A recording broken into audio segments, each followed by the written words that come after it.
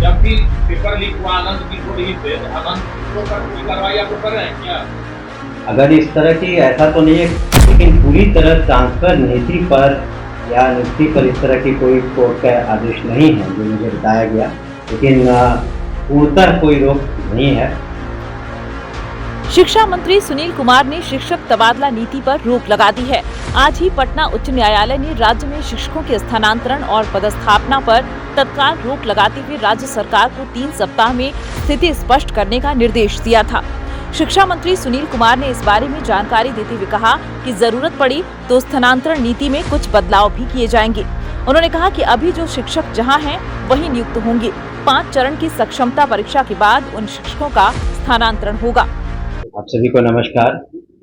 देखिए, बहुत ये संक्षिप्त प्रेस कॉन्फ्रेंस हम लोगों ने बुलाया है।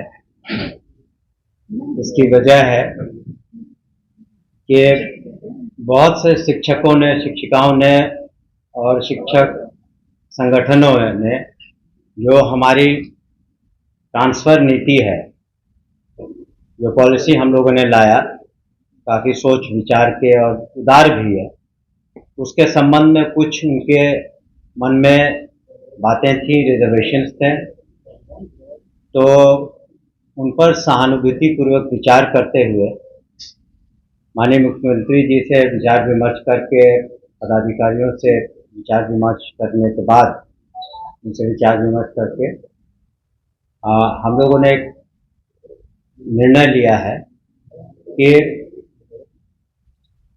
जो ट्रांसफ़र नीति है, स्थानांतरण नीति है, उस पर हम लोग तत्काल स्थगित रखेंगे। दूसरी चीज़, ये जो सारी सक्षमता परीक्षाएं हैं वो सब पूरी हो जाएंगी, जो 5 चांस दिए जा रहे हैं, तो उसके बाद कम से कम सभी को एक मौका मिलेगा, क्योंकि अभी करने से जो लोग सक्षमता परीक्षा दे रहे हैं या देने वाले हैं, तो उनके साथ थोड़ा एक तरह से उनको उतना फेयर नहीं होगा उनके लिए। इसलिए हम लोगों ने सहानुभूति पूर्वक सभी पहलुओं पर विचार करके सोचा है कि ये जो सक्षमताएं परीक्षाएं हो जाएंगी और जो नीति है उसमें आवश्यकता अनुसार हम लोग कुछ बदलाव भी कर सकते हैं, लेकिन जो प्रक्रिया है इम्तहान की वो चलेगी, सक्षमता परीक्षा की। दूसरे जो नियुक्ति है वो पूरे राज्य में 1,14,000 से ज़्यादा जो काउंसलिंग में बिल्कुल हर तरीके से सही पाए गए हैं, उनकी नियुक्ति भी कल होगी। लेकिन जो ट्रांसफ़र पॉलिसी है, तत्काल हम लोग उसको स्थगित रखे हुए हैं, उसका पुनर्विचार भी कर रहे हैं और आवश्यकता हुई तो हम लोग कुछ उसमें संशोधन भी करेंगे। लेकिन उसको, जैसा कि पूर्व में हमने कहा है कि माननीय मुख्यमंत्री ने भी उसको उदार रखने के निर्देश दिए हैं और हम लोग भी उसको उदार रखेंगे और सोच विचार करने के बाद वो लोग फिर उसमें जो लोग नियुक्त होंगे और सरकारी सेवक होंगे, वो लोग जहाँ पर हैं वहीं पर तत्काल रूप से अपना ज्वाइनिंग देंगे। उसके बाद एक साथ जो सभी शिक्षक अपना ऑप्शंस देंगे, जो हम लोग नया वेबसाइट, हम लोग जो नया उसमें तरीके से उसको फिर लाएंगे और हमें उम्मीद है कि उसके बाद पूर्णतः, अभी काफ़ी लोग संतुष्ट हैं लेकिन और अधिक लोग संतुष्ट होंगे। लेकिन जो लोग को मौका शुरू में नहीं मिलता क्योंकि अभी उनको सक्षमता परीक्षा देनी बाकी है, तो उनके साथ भी हम लोग फेयर रहेंगे। तो इन्हीं कारणों से तत्काल रूप से हम लोगों ने उस पर स्थगित करने का विचार किया। जो एजेंसी उसको कर रही है, तो अगर किसी तरह की शिकायत मिलती है तो उसमें निश्चित रूप से उसमें इंक्वायरी होती है और अगर कोई दोषी होता है तो कार्रवाई होती है। अगर कोई, तो जब भी पेपर लीक हुआ आनंद किशोर ही थे, आनंद किशोर पर कोई कार्रवाई आप लोग कर रहे हैं क्या? अगर इस तरह की, ऐसा तो नहीं है, जो रूल ऑफ लॉ है तो सभी के लिए बराबर है। अगर किसी तरह की कोई बात आती है तो सरकार तो कार्रवाई करती है, लेकिन अगर कोई प्रूफ हो कि इस तरह की बात है तो निश्चित रूप से अगर कोई शिकायत आती है तो उस पर गहन रूप से सरकार के द्वारा, एजेंसीज के द्वारा छानबीन होती है। सर, जो यूजा का जो चार्जशीट तैयार हुआ है समाचार पत्र में आया, उसमें ये कहा गया है कि सीआईडी में भी पेपर लीक हुआ है। देखिए, उस जो भी जब भी कोई जांच एजेंसी, इन्वेस्टिगेटिंग एजेंसी कुछ कार्रवाई करती है तो वो सर्टेन रिकमेंडेशंस भी कंसर्न डिपार्टमेंट को देती है। अगर कोई रिकमेंडेशन उनके द्वारा आता, क्योंकि इन्वेस्टिगेशन करना डिपार्टमेंट का काम नहीं, उसके लिए स्पेशलाइज्ड एजेंसीज है। अगर उनके द्वारा कोई बातें लिखित में आती हैं तो डिपार्टमेंट उस पर कार्रवाई करता है। फिर महोदय, आपके विभाग में दिया हुआ है, सूचना आयोग से भी कंप्लेन हुआ कि गलत बहाली हुई है और वीडियो भी वहां से रिपोर्ट दिया जाना रहा कि गलत बहाली हुई है। देखिए, जो अगर कहीं पर निश्चित रूप से उसका अध्ययन करके जो उचित कार्रवाई होगी, आपको भी इसके बारे में हम बता दें।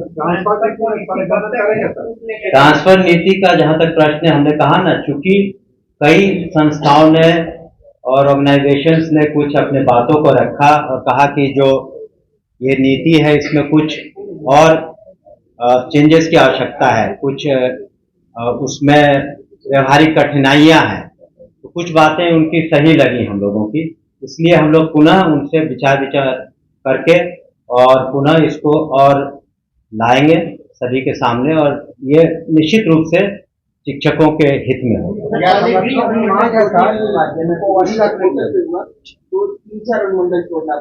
नहीं तो इसीलिए वो सब व्यवहारिक कठिनाइयां जो हमने कहा कि कई जिलों में एक ही अनुमंडल है, तो कुछ व्यवहारिक कठिनाइयां हैं, उन सबको हम लोग दूर करेंगे।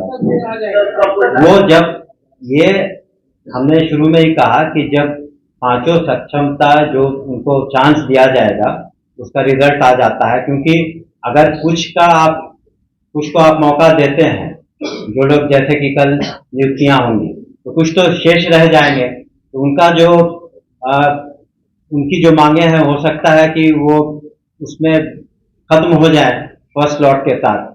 उनका कहना था कि बाकियों को भी मौका मिलना चाहिए उतना ही जितना पहली बार पास किए हैं, क्योंकि सभी तो एक ही तरह के सक्षमता टेस्ट पास कर रहे हैं, सभी नियोजित शिक्षक थे और अब विशिष्ट शिक्षक होंगे। देखिए, यहाँ तक हमें पता है, हमने कोर्ट के ऑर्डर तो नहीं पढ़ा है, लेकिन मुझे बताया गया कि वो उसमें जो पेटिशनर थे उनको कुछ रिलीफ दी गई है, लेकिन पूरी तरह ट्रांसफर नीति पर या नियुक्ति पर इस तरह की कोई कोर्ट का आदेश नहीं है जो मुझे बताया गया। लेकिन पूर्णतः कोई रोक नहीं है किसी भी तरह की। उनको कुछ पेटिशनर को कुछ रिलीफ दिए गए हैं, उसको पढ़ के हम लोग जो कोर्ट का आदेश है जो हम लोग को जवाब देना होगा देंगे। लेकिन ये निर्णय तो हम लोगों ने कल से ही विचार किया था और सुबह ही इस पर हम लोगों ने निर्णय ले लिया। नीति नहीं बनेगी कि बनेगी, हमने कहा कि ज्यादा संभावना जो नीति बनी है उसमें कुछ संशोधन आवश्यकता अनुसार जो मांगे विभिन्न संगठनों ने उठाई हैं या शिक्षकों ने या पुराने शिक्षकों ने, नए शिक्षकों ने, तो निश्चित रूप से जो बातें थी कि जो असाध्य रोग हैं या महिलाएं हैं या फिर हस्बैंड वाइफ, वो सब बातें तो रहेंगी। इसके अतिरिक्त भी अगर कोई आवश्यकता हुई, हम लोग समझते हैं कि पठन पाठन में और कितनी सहूलियत शिक्षकों को हो सके तो वो हम लोग देंगे। मंडल को लेकर के जो पुरुष शिक्षक थे वो कंडीशन लगा थे, तो उस पर क्या वही हमने कहा ना, इन्हीं सब लेकर के कुछ लोग मिले भी हमसे, पदाधिकारियों से भी मिले, तो हम लोगों ने, ऐसा तो नहीं है, हम लोगों ने तो जब इतना माननीय मुख्यमंत्री जी ने किया है शिक्षा विभाग के लिए, शिक्षकों के लिए इतनी नौकरियां दी जा रही हैं, उनकी बातों को भी हम लोग सुन रहे हैं और इसीलिए हम लोगों ने एक कह सकते हैं कि टेम्पररी तरीके से उस पर स्थगन लगाया है और उसमें जो आवश्यकता अनुसार हम लोग संशोधन भी करेंगे पूरी बातों को पढ़ करके, ताकि किसी तरह की कोई किसी को डिससैटिस्फैक्शन नहीं हो। जिन लोगों ने इम्तहान दिया ही नहीं या देंगे नहीं, तो दो तरह की बात है। जो जांच पड़ताल में जिनके सर्टिफिकेट्स वगैरह सही नहीं पाएंगे तो उसमें विधि सम्मत कार्रवाई होगी। दूसरा कि जो देते ही नहीं, तो उसके लिए अलग से कमेटी बनी है, जो बिल्कुल नहीं देते हैं तो उस पर अलग से हम लोग उस पर निर्णय लेंगे। सर जिन्हें नियुक्ति पत्र मिलेगा उनकी सेवा निरंतरता का ध्यान मिलेगा। जी नहीं, जो आप पहली बार आप तो सरकारी सेवक हुए हैं ना, तो सरकारी सेवक तो आप जब से आपकी नियुक्ति होती है तब से आप होते हैं, और अब तो आप सरकारी सेवक होंगे और उनसे भी हम अपेक्षा करेंगे कि पूरे लगन के साथ और बिल्कुल कर्तव्यनिष्ठा के साथ अपने कर्तव्यों का निर्वहन करेंगे। अभी तत्काल हम लोग जो कैलकुलेशन है, हम लोग तत्काल 1,14,000 कुछ है। जिन नियोजित शिक्षकों ने परीक्षा नहीं दिया है, क्या उससे किसी तरह की कार्रवाई की जाएगी? नहीं, अभी तो उनके चांसेस भी खत्म नहीं है, अभी और मौके तो बाकी हैं। मौके जब पूरे खत्म हो जाएंगे, उनका प्रश्न था आपके पत्रकार का, दूसरे पत्रकार बंधु का, कि अगर कोई नहीं देता है तब क्या होता है, तो उसके बारे में हम लोगों ने एक कमेटी बना ली है, उसके बारे में हम लोग अलग से करके माध्यमिक शिक्षा संघ ने भी तो आंदोलन का आह्वान किया है। अब देखिए, किसी को कोई अपना, हम लोगों ने तो हर तरीके से सभी बातों को रख के सक्षमता परीक्षा जो पास करेंगे उनको तो नियुक्ति पत्र मिलेंगे ही।